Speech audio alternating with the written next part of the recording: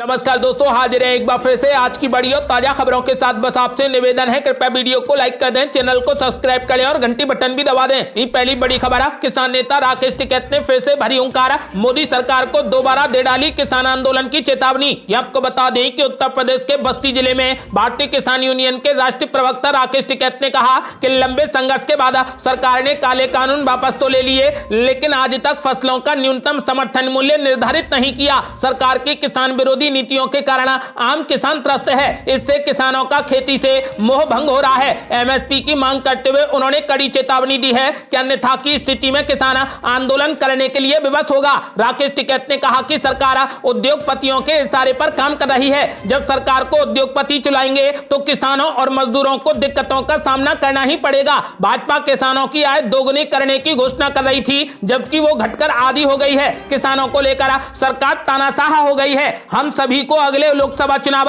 2024 तक संघर्ष करना पड़ेगा। राकेश टिकैत ने कहा कि 3 काले कानूनों की वापसी हमारी जीत नहीं है। जीत तब होगी जब सरकार फसलों का न्यूनतम समर्थन मूल्य निर्धारित करते हुए कानून बनाएगी। अगली बड़ी खबर है, हिमाचल में मुख्यमंत्री पद की शपथ लेते ही सुखविंदर सुक्खू ने पुरानी पेंशन स्कीम को लेकर कर दिया बड़ा ऐलान। आपको बता दें कि कांग्रेस नेता एवं 4 बार के विधायक सुखविंदर सिंह सुक्खू ने रविवार को एक समारोह में हिमाचल प्रदेश के 15वें मुख्यमंत्री के रूप में शपथ ग्रहण कर ली। शपथ लेने के तुरंत बाद ही उन्होंने पुरानी पेंशन योजना को लेकर बड़ा ऐलान करते हुए कहा कि उसे यथासंभव जल्द ही लागू किया जाएगा। उन्होंने कहा कि अभी राष्ट्रीय अध्यक्ष से मुलाकात करेंगे, उसके बाद हम सब योजनाएं जो भी वादे किए गए हैं उसे पूरा करने का काम करेंगे। पुरानी पेंशन स्कीम पहले ही कैबिनेट में लागू कर देंगे। ईमानदार पारदर्शी सरकार होगी। वहीं शपथ ग्रहण समारोह में मौजूद कांग्रेस महासचिव प्रियंका गांधी वाड्रा ने कहा कि पार्टी ने जो भी वादा किया है उसे जल्द से जल्द लागू किया जाएगा। प्रियंका गांधी के अलावा शपथ ग्रहण समारोह में राहुल गांधी और पार्टी के अन्य वरिष्ठ नेता भी मौजूद रहे। अगली बड़ी खबर, राहुल गांधी ने प्रतिभा सिंह को लगाया गले, जादू की झप्पी ने बगावत की अटकलों पर लगा दिया पूर्ण विराम। आपको बता दें कि कांग्रेस नेता और 4 बार के विधायक सुखविंदर सिंह सुक्खू ने रविवार को हिमाचल प्रदेश के 15वें मुख्यमंत्री के रूप में शपथ ग्रहण कर ली है। शपथ ग्रहण समारोह में राहुल गांधी और प्रियंका गांधी समेत पार्टी के वरिष्ठ नेता मौजूद रहे। राहुल गांधी समारोह के दौरान प्रतिभा सिंह को गले लगाते नजर आए, जिन्हें मुख्यमंत्री पद का प्रबल दावेदार माना जा रहा था। बताया जा रहा था कि सुक्खू को मुख्यमंत्री चुने जाने को लेकर प्रतिभा सिंह पार्टी आलाकमान से नाराज चल रही थी। हिमाचल के मुख्यमंत्री के तौर पर सुक्खू के नाम के ऐलान से पहले प्रतिभा सिंह का नाम इस पद के लिए सबसे आगे चल रहा था। हालांकि बाजी तो सुक्खू ही मार ले गए। इसकी वजह यह भी बताई गई कि अगर प्रतिभा सिंह को बतौर मुख्यमंत्री पेश किया जाता तो 2 उपचुनाव कराने पड़ते। राहुल गांधी ने शपथ ग्रहण समारोह की कुछ तस्वीरें भी ट्वीट की हैं। एक फोटो में वो प्रतिभा को गले लगाते दिख रहे हैं। उन्होंने लिखा कि सुखविंदर सिंह सुक्खू को हिमाचल प्रदेश के मुख्यमंत्री और मुकेश अग्निहोत्री को उप मुख्यमंत्री पद की शपथ लेने पर हार्दिक बधाई। सभी कांग्रेस कार्यकर्ताओं और समस्त प्रदेशवासियों को इस नई शुरुआत के लिए बड़ी शुभकामनाएं। कांग्रेस सरकार अपने सभी वादे पूरे करने के लिए प्रतिबद्ध है। आपको बता दें कि राहुल गांधी ने प्रतिभा सिंह को जादू की झप्पी देकर बगावत की सभी अटकलों पर पूर्ण विराम लगा दिया है। अगली बड़ी खबर, जेडीयू के खुले अधिवेशन में नीतीश कुमार ने कर दिया बड़ा ऐलान। बोले थर्ड फ्रंट नहीं, अब मेन फ्रंट बनेगा। आपको बता दें कि बिहार के मुख्यमंत्री तथा जेडीयू के शीर्ष नेता नीतीश कुमार ने देश में थर्ड फ्रंट बनने की चर्चा को सिरे से खारिज करते हुए मुख्य फ्रंट को लीड करने के संकेत दे दिए हैं। उन्होंने कहा कि कोई भी थर्ड फ्रंट नहीं बल्कि मेन फ्रंट बनेगा। अगर विपक्षी पार्टी हमारी बात मानेंगी तो जीत जाएंगे, अगर नहीं मानेंगी तो इसमें हम क्या कर सकते हैं, मेरा कोई नुकसान नहीं है। उन्होंने कहा कि वो अपने स्तर से इसके लिए कोशिश करते रहेंगे। नीतीश कुमार ने गैर भाजपाई दलों से एकजुटता का आह्वान किया है। रविवार को पटना के श्री कृष्ण मेमोरियल हॉल में जदयू के खुले अधिवेशन में उन्होंने विपक्ष की एकजुटता को विस्तार देने का ऐलान किया। उन्होंने कहा कि हम तो एक साथ मिलकर लड़ने वाले लोग हैं। 7 पार्टियां एकजुट होकर एक काम कर रही हैं, इसे और आगे बढ़ाएंगे। इसे लेकर सभी पार्टियों से बातचीत भी चल रही है। अधिकतर पार्टियां एकजुट हो जाएंगी। दावा किया है कि अगले चुनाव में भाजपा को पता चल जाएगा। जब विपक्ष एकजुट हो जाएगा तो वर्ष 2024 में भारी बहुमत से जीतेगा। भाजपा पूरे देश में हारेगी। नीतीश कुमार ने ऐलान कर दिया है कि अब थर्ड फ्रंट नहीं बल्कि मेन फ्रंट बनेगा और 2024 में भाजपा की करारी हार होगी। अगली बड़ी खबर, भाजपा के निशाने पर आ गए ललन सिंह, कहा भारत को बीजेपी मुक्त करने का सपना देखने वाले कहीं बिहार मुक्त न हो जाएं। ये आपको बता दें कि जेडीयू के राष्ट्रीय अध्यक्ष ललन सिंह पर बीजेपी ने जबरदस्त हमला बोला है। प्रदेश बीजेपी प्रवक्ता एवं पूर्व विधायक मनोज शर्मा ने कहा कि भारत को भाजपा मुक्त करने का सपना देखने वाले लोग पहले खुद समझ लें कि कहीं वो बिहार मुक्त न हो जाएं। उन्होंने कहा कि भाजपा किसी व्यक्ति की पार्टी नहीं है। बता दें कि रविवार को ललन सिंह ने दावा करते हुए कहा था कि 2024 में भाजपा मुक्त भारत बनाएंगे। वहीं पूर्व उप मुख्यमंत्री एवं राज्यसभा सदस्य सुशील कुमार मोदी ने कहा कि देश भाजपा मुक्त तो नहीं होगा, लेकिन बिहार 2025 में जदयू मुक्त अवश्य हो जाएगा। अगली बड़ी खबर, गुजरात में करारी हार पर पी चिदंबरम ने अपनी ही पार्टी को दे डाली बड़ी नसीहत। बोले साइलेंट चुनाव प्रचार जैसी कोई चीज नहीं होती, इससे सबक लिए जाने की जरूरत है। ये आपको बता दें कि कांग्रेस के वरिष्ठ नेता पी चिदंबरम ने कहा कि कांग्रेसी वो ध्रुव बनने की सर्वश्रेष्ठ स्थिति में है जिसके इर्द गिर्द 2024 के आम चुनाव के लिए बीजेपी विरोधी मोर्चा गठित किया जा सकता है। पी चिदंबरम ने साथ ही कहा कि अगर हरियाणा और पंजाब को छोड़ दिया जाए तो दिल्ली के बाहर आम आदमी पार्टी की कोई भी खास लोकप्रियता नहीं है। पूर्व केंद्रीय मंत्री ने कहा कि कांग्रेस को गुजरात में मिली हार से सबक लेना चाहिए। उन्होंने कहा कि कड़े मुकाबले वाले चुनावों में साइलेंट चुनाव प्रचार जैसी कोई भी चीज नहीं होती। कांग्रेस नेता ने कहा कि आम आदमी पार्टी ने गुजरात में उसी तरीके से खेल बिगाड़ा जैसा उसने गोवा और उत्तराखंड में किया था। उन्होंने गुजरात और हिमाचल प्रदेश विधानसभाओं और दिल्ली नगर निगम के हालिया चुनावों के बारे में कहा कि प्रधानमंत्री नरेंद्र मोदी को इस बात पर चिंतन करना चाहिए कि बीजेपी इन तीनों में सत्ता पर काबिज थी, लेकिन उसे दो में करारी हार झेलनी पड़ी है। पूर्व केंद्रीय मंत्री पी चिदंबरम ने कहा कि यह बीजेपी के लिए सबसे बड़ा झटका है। गुजरात में जीत महत्वपूर्ण है, लेकिन इससे यह सच्चाई नहीं छिप सकती कि सत्ता पर काबिज बीजेपी को हिमाचल प्रदेश और एमसीडी में निर्णायक हार झेलनी पड़ी है। उन्होंने कहा कि हिमाचल में कांग्रेस और एमसीडी में आम आदमी पार्टी ने बड़े अंतर से जीत हासिल की है।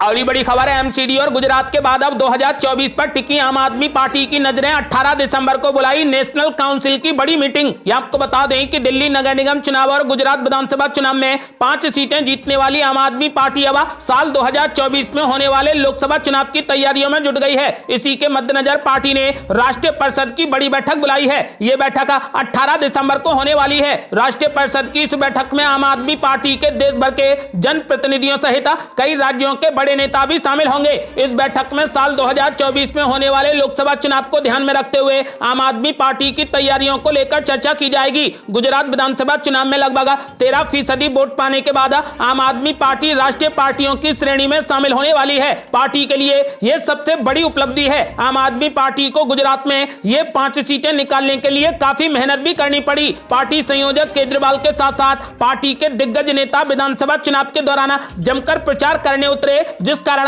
आम आदमी पार्टी गुजरात में 5 सीटें जीतने में कामयाब रही। आपको बता दें कि अब आम आदमी पार्टी ने 2024 के लोकसभा चुनाव के लिए कमर कस ली है, जिसके लिए उसने 18 दिसंबर को बड़ी बैठक बुलाई है।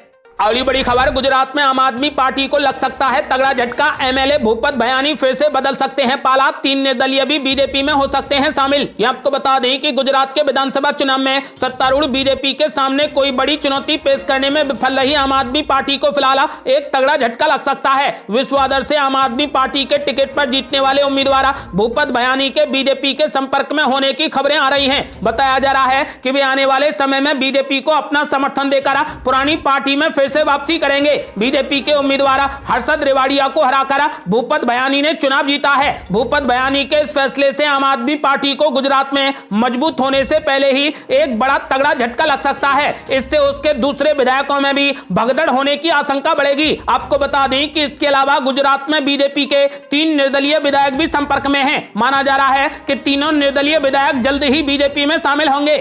अगली बड़ी खबर, नीतीश कुमार ने बीजेपी पर बोला जोरदार हमला। बोले बीजेपी ने 2020 के बिहार विधानसभा चुनाव में जदयू के खिलाफ की बड़ी साजिश। ये आपको बता दें कि बिहार के मुख्यमंत्री नीतीश कुमार ने भारतीय जनता पार्टी पर रविवार को गंभीर आरोप लगाया कि उसने 2020 के विधानसभा चुनाव में गठबंधन में होने के बावजूद जनता दल यूनाइटेड के खिलाफ काम किया और कोशिश की कि उसके उम्मीदवारों की हार हो जाए। साथ में उन्होंने अगले आम चुनाव में भाजपा को करारा जवाब देने का संकल्प लिया है। जदयू के पूर्ण अधिवेशन को यहां पर संबोधित करते हुए नीतीश कुमार ने हाल ही में एक उपचुनाव में मिली हार को ज्यादा महत्व न देते हुए कहा कि भाजपा का विरोध करने वाले दल अगर एक साथ आने पर सहमत हो जाएं तो वे 2024 के लोकसभा चुनाव में बीजेपी को भारी बहुमत से हराएंगे। अगली बड़ी खबर, समान नागरिक संहिता को लेकर असदुद्दीन ओवैसी ने मोदी सरकार पर बोला बड़ा हमला। बोले मुसलमानों को ठिकाने लगाना है, इसीलिए यूसीसी लगाना है। ये आपको बता दें कि देश में इस वक्त यूनिफॉर्म सिविल कोड पर काफी चर्चा हो रही है। संसद के शीतकालीन सत्र में इसको लेकर बीजेपी के एक सांसद की तरफ से प्राइवेट मेंबर बिल पेश किया गया है। इस मामले पर अब एआईएमआईएम के चीफ हैदराबाद के सांसद ओवैसी की प्रतिक्रिया सामने आई है। ओवैसी के मुताबिक यूनिफॉर्म सिविल कोड पर बीजेपी लोगों को गुमराह कर रही है। ओवैसी ने कहा कि महंगाई और बेरोजगारी के मुद्दे से ध्यान बांटने के लिए मोदी सरकार इस तरीके की बातें कर रही है। ओवैसी ने आरोप लगाया कि मुसलमानों को ठिकाने लगाने के लिए यूनिफॉर्म सिविल कोड लाने की बात कही जा रही है। अगली बड़ी खबर, उपेंद्र कुशवाहा का बड़ा ऐलान। बोले नीतीश कुमार ही बने प्रधानमंत्री उम्मीदवार, ऐसी कोई शर्त नहीं, हमारा काम विपक्ष को जोड़ना है। ये आपको बता दें कि जेडीयू ने रविवार को पटना के श्री कृष्ण मेमोरियल हॉल में खुला अधिवेशन आयोजित किया। इस कार्यक्रम में बिहार के मुख्यमंत्री नीतीश कुमार, जेडीयू संसदीय बोर्ड के अध्यक्ष उपेंद्र कुशवाहा सहित पार्टी के बड़े बड़े नेता शामिल हुए। कार्यक्रम को संबोधित करते हुए उपेंद्र कुशवाहा ने मुख्यमंत्री नीतीश कुमार की तारीफ की और विपक्ष को एकजुट करने की बात कही। उपेंद्र कुशवाहा ने कहा कि हमारी पार्टी पूरे देश में आगे बढ़ेगी, नीतीश कुमार के नेतृत्व में हम कामयाबी हासिल करेंगे। बीजेपी के लोग देश को तोड़ने में लगे हुए हैं, जनता इनकी बात नहीं सुनेगी। उन्होंने कहा कि हमारी पार्टी ने ऐसी कोई भी शर्त नहीं रखी है कि प्रधानमंत्री नीतीश कुमार ही बने, हमारी पार्टी का काम मात्र विपक्ष को जोड़ना है।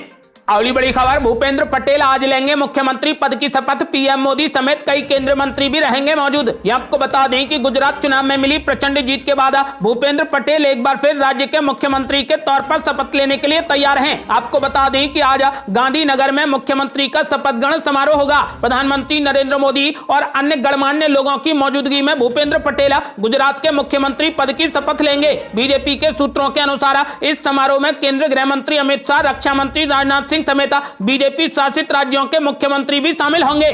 अगली बड़ी खबर, महाराष्ट्र से पीएम मोदी ने विपक्ष पर बोला बड़ा हमला। बोले शॉर्टकट राजनीति से नहीं हो सकता देश का विकास। ये आपको बता दें कि प्रधानमंत्री नरेंद्र मोदी ने कहा कि देश को शॉर्टकट राजनीति नहीं बल्कि सतत विकास की आवश्यकता है। मोदी ने कुछ राजनीतिक दलों पर देश की अर्थव्यवस्था को नष्ट करने का आरोप लगाया। उन्होंने कहा कि इससे पहले करदाताओं का धन भ्रष्टाचार एवं वोट बैंक की राजनीति में नष्ट हो जाता था। मोदी ने यहाँ 75,000 करोड़ रुपए की विभिन्न परियोजनाओं के लोकार्पण और उद्घाटन के बाद एक जनसभा को संबोधित करते हुए कहा कि पिछले 8 वर्ष में भारत में बुनियादी ढांचे के विकास में मानवीय पहलू शामिल रहा है। मोदी ने रविवार को यहां नागपुर मुंबई समृद्धि एक्सप्रेसवे के पहले चरण का उद्घाटन किया। कुल 520 किलोमीटर लंबा पहला चरण नागपुर को अहमदनगर जिले के शिरडी से जोड़ता है। पीएम मोदी के शॉर्टकट राजनीति के बयान के बाद कयास लगाए जा रहे हैं कि आखिरकार उनका निशाना किस पार्टी की ओर था। मालूम हो कि इससे पहले पीएम मोदी राजनीति में रेवड़ी कल्चर को लेकर भी सवाल खड़े कर चुके हैं।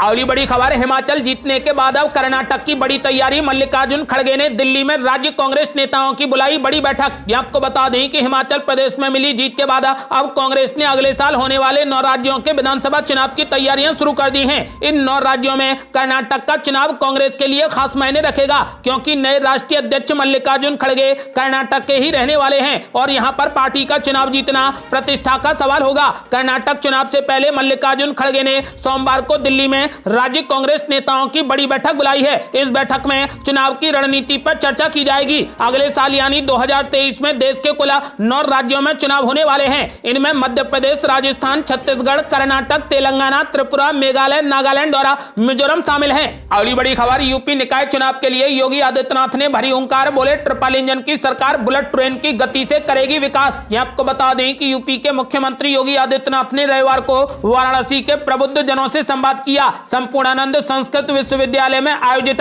प्रबुद्ध जन सम्मेलन में मुख्यमंत्री योगी ने कहा कि भारत बदल रहा है, इसकी पहचान दुनिया के बड़े और ताकतवर देशों में होने लगी है। प्रधानमंत्री नरेंद्र मोदी के नेतृत्व में भारत दुनिया का सबसे तेज उभरता देश बनता जा रहा है। इसके लिए जरूरी है कि डबल इंजन की सरकार के साथ स्थानीय निकायों के माध्यम से विकास का रथ चलता रहे। ट्रिपल इंजन की सरकार बुलेट ट्रेन की गति से विकास करेगी। उन्होंने बताया कि उत्तर प्रदेश में 5 लाख नौजवानों को सरकारी नौकरियां दी गई हैं। इसके अलावा ओडीओपी व विश्वकर्मा श्रम योजना में 1 करोड़ 61 लाख नौजवानों को रोजगार उपलब्ध कराए गए हैं। स्वदेश दर्शन योजना सहित पर्यटन की अन्य योजनाओं को आगे बढ़ाया गया है। आपको बता दें कि योगी आदित्यनाथ ने जनता से कहा कि अब ट्रिपल इंजन की सरकार देश के विकास को और ज्यादा गति देगी।